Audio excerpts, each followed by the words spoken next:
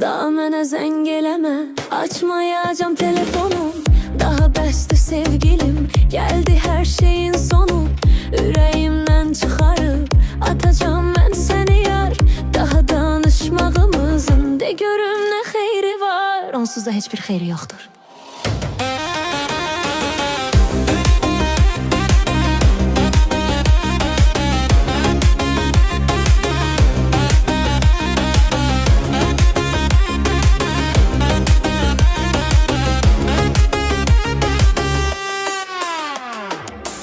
Səni sevdim, sən isə mənə etdin xəyanət. Durmadan zəng edirsən, peşiman olmusan əlbət. Telefonu açmayacam, mənə zəng eyləməsən.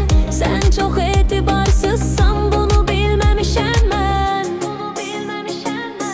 Çox təəssüf olsun. Daha mənə zəng eləmə, açmayacam telefonu. Daha bəsdir sevgilim, gəldi hər şeyin sonu. Atacağım mən səni yar.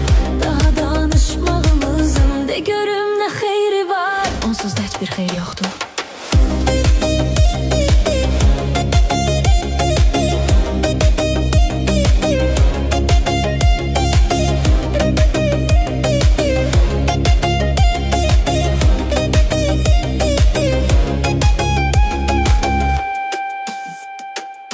Bir vaxt mən inanardım sənin hər bir sözünə.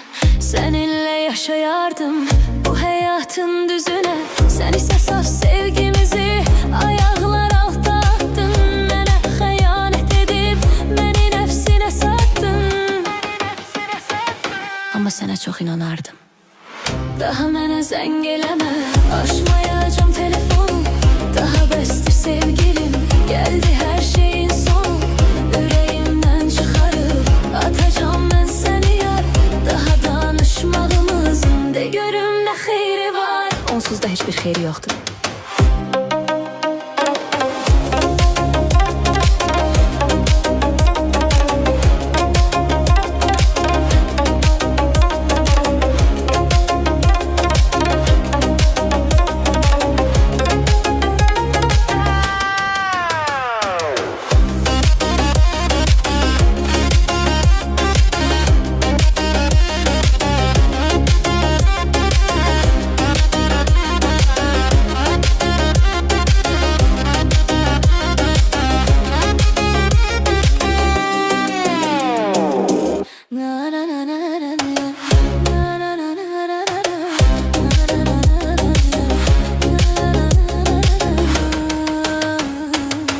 Daha mənə zəng eləmə,